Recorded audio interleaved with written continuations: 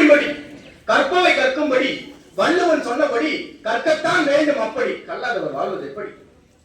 நூலைப்படி, சங்க தமிழ் நூலைப்படி, அறம்படி, பொருளைப்படி, அப்படியே இன்பம் படி, ஆகும் என் சொற்படி, அகத்தினைப்படி, அதன்படி புறத்தினைப்படி, புக புக புலமை வரும் ஆன்றோர் சொற்படி. தெளிவாக சொல்கின்றார். பொய்யிலே முக்கால் படி, புறத்திலே காப்படி, வறுமை வந்திருமே என்று மறுபடி படி. யோசித்து பார்க்க வேண்டும். நாம் படிக்கக்கூடிய இலக்கியங்களும் நம்மளுடைய மொழியும் நமக்கானதாக நிச்சயமாக என்ன பண்ண வேண்டும் என்று சொன்னால் இருக்க வேண்டும். சங்க நூல்கள் மட்டுமல்ல, நவீன இலக்கியங்கள், சிறுகதைகள் என்று எண்ணற்ற மொழிகளில் நம் இலக்கியம் பெருகி கொண்டிருக்கிறது. ஆனால் அதற்கு நாம் வாய்ப்பும் வசதியும் தந்து கொண்டிருக்குமா என்று சொன்னால் அதுதான் இல்லை. எல்லாருக்கும் ஒரு திட்டம் இருக்கும். காலையில ஏந்திக்கிறப்ப இல்ல நைட்டு தூங்குறப்ப என்ன திட்டம் இருக்கும்? காலையில 5 மணிக்கு அலாரம் வைக்கிறது. நாமெல்லாம் எப்படின்னா செயல் வீரர்கள். 5 மணிக்கு அலாரம் வைப்போம். கரெக்டா 5 மணிக்கு அலாரம் அடிக்கும். உடனே நாம ஒரு அடி அடிப்போம். நீ தூங்கு, நானும் தூங்குறேன், உனக்கும் ஒரு உடன்பாடு, எனக்கும் ஒரு உடன்பாடு. இப்படி தூங்கியவர்கள் தான் நாட்டில் சோம்பேறிகளாக இருக்கிறார்கள். நீங்கள் சோம்பேறிகளா? இன்றைக்கு செய்ய வேண்டியதை நாளை நாளை என்று எவன் ஒருவன் தள்ளி போடுகிறானோ அவன் நிச்சயமாக வாழ்க்கையில் முன்னேறியதாக சரித்திரமே கிடையாது. அன்றன்றைக்கு செய்ய வேண்டிய வேலையை அன்றன்றைக்கு செய்தே தீருங்கள். உசேன் போல்ட் சொன்ன இல்லையா, உசேன் போல்ட் அந்த 9 கோல்டு மெடலை அடிச்சுட்டு பத்திரிகையாளர்கிட்ட சொன்னான், இதுக்கப்புறம் என்னுடைய சாதனையை யாராவது முறியடிக்க முடியுமா அப்படின்னு பத்திரிகையாளர் கேட்கிறப்ப அவன் அப்படியே ஒரு ராஜ பார்வையில வாய்ப்பில்லை அப்படின்னா. அடுத்த ஒலிம்பிக்ல ஆலின் ஃபெலிக்ஸ் அப்படின்னு ஒருத்தர் 9 கோல்டு மெடலை விட அதிகமா வாங்கினாங்க. அது யார் தெரியுமா? பெண்மணி. அடுத்த ஒலிம்பிக்லேயே ஒரு பெண்மணி 10 கோல்டு மெடல் என்ன பண்ணாங்க அப்படின்னு சொன்னா வாங்கினாங்க. அப்ப எந்த சாதனையும் முறியடிக்க முடியாது என்பது உலகத்தில் எதுவும் கிடையாது. அதே போல்தான் நம்மளுடைய வாழ்க்கையும். நம்மால் முடியாது என்று சொன்னால் நிச்சயமாக எவராலும் முடியாது என்பதுதான் உண்மையும் கூட. சில சமயங்களில் நம்ம பல பேர் திட்டுவாங்க.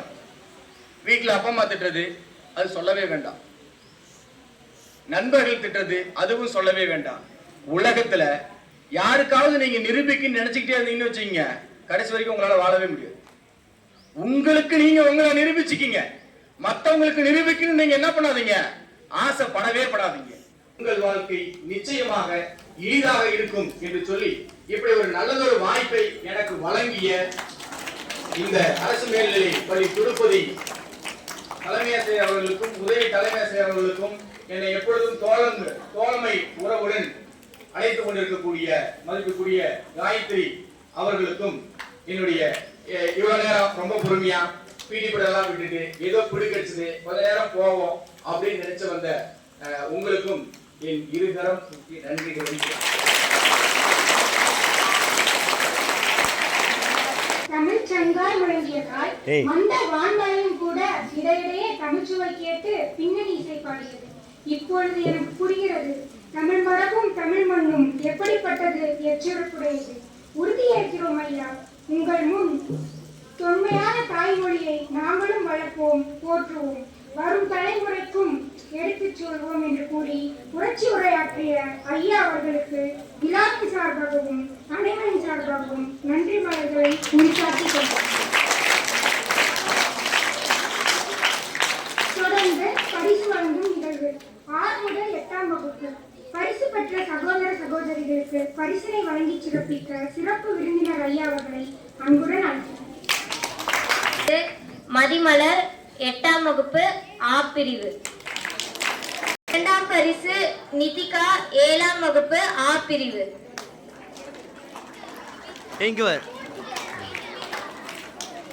3ஆம் பரிசு தீபிகா 8ஆம் வகுப்பு ஆ பிரிவு.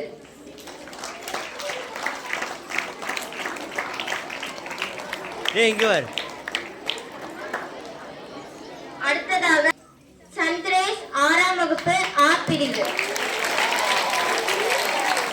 2ஆம் பரிசு நிகிலா 6ஆம் வகுப்பு ஆ பிரிவு. 3ஆம் பரிசு ரிஸ்வானா 8ஆம் வகுப்பு ஆ பிரிவு.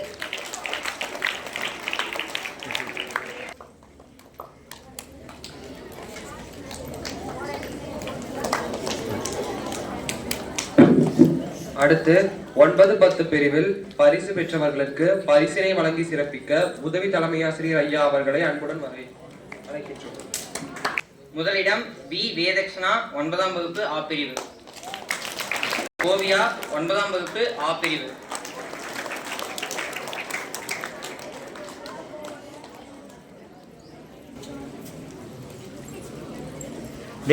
மூன்றாம் இடம் சி நர்மதா 9ஆம் வகுப்பு ஆ பிரிவு.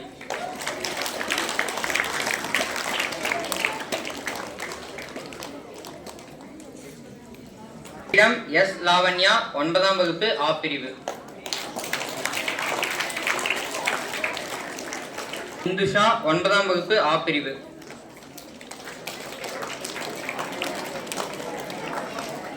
மூன்றாம் இடம் எம் ரூபவதி 9ஆம் வகுப்பு ஆ பிரிவு.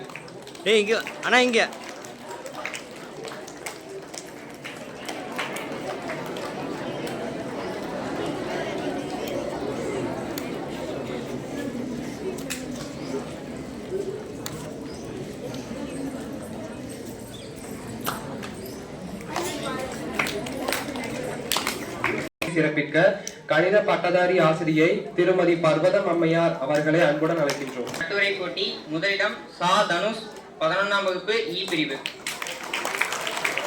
இரண்டாம் இடம் சே ராகமாலிகா 11ஆம் வகுப்பு இ பிரிவு. மூன்றாம் இடம் மா ஸ்ரீபிருந்தா 11ஆம் வகுப்பு இ பிரிவு.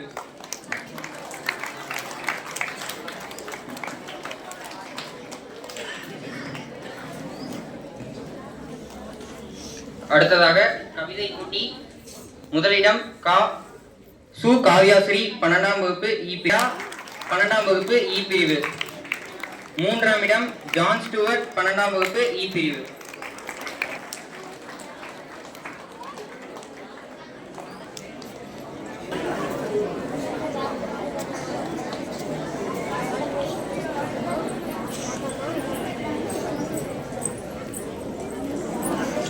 சகோதரி ஸ்ரீனிதிகா அவர்களை அன்புடன் அழைக்கின்றோம். அனைவருக்கும் மாலை வணக்கங்கள். பழமையான மொழி, பண்பட்ட மொழி, பைந்தமிழ் மொழி, இலக்கண அமைப்பில் புதுமை கண்ட தொல்காப்பியர் மொழி, மானிட வாழ்க்கையை அகம்புறம் என வகைப்படுத்தி இலக்கணம் கண்ட மொழியாம் எங்கள் இன்ப தமிழுக்கு எடுக்கப்பட்ட தமிழ் கூடல் விழாவிற்கு வருகை புரிந்து சிறப்பாக தமிழ் உணர்வு எங்கள் மனதில் தோன்றும் வண்ணம் உரையாற்றி சிறப்பித்த சிறப்பு விருந்தினர் ஐயா அவர்களுக்கு விழாவின் சார்பாகவும் பள்ளியில் உள்ள அனைவரின் சார்பாகவும் மனமார்ந்த நன்றியை உரித்தாக்கி மகிழ்கின்றேன். மேலும் இவ்விழா நடக்க வழிகாட்டிய தலைமை ஆசிரியர் ஐயா அவர்களுக்கும் உதவி தலைமை ஆசிரியர் ஐயா அவர்களுக்கும் இவ்விழாவை சிறப்பாக நடத்திய தமிழாசிரியர் அனைவருக்கும் நன்றியை தெரிவித்துக் கொள்கிறேன். மேலும் இவ்விழாவில் கலந்து கொண்டு சிறப்பாற்றிய இருபால் ஆசிரியர் பெருமக்களுக்கும் இவ்விழா சிறப்பாக நடைபெற துணைகின்ற நம் பள்ளியின் ஓவிய ஆசிரியர் ஐயா அவர்களுக்கும் நம் பள்ளியின் உடற்கல்வி ஆசிரியர் அவர்களுக்கும் மனமார்ந்த நன்றியை தெரிவித்து மகிழ்கின்றேன். தமிழ் பணி எங்கள் தலையாய பணி. தமிழ் கூடலில் புரிந்தோம். இதை தலைமுறை தலைமுறைக்கும் எடுத்துச் சொல்வோம் என உறுதியளித்துள்ள என் அன்பு சகோதர சகோதரிகளுக்கும் நன்றியை கூறி மீண்டும் ஒரு முறை இந்நிகழ்வில் கலந்து கொண்ட அனைவருக்கும் நன்றியை கூறி மகிழ்கிறேன். நன்றி, வணக்கம்.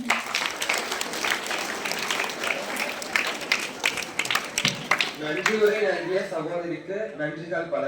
இறுதியாக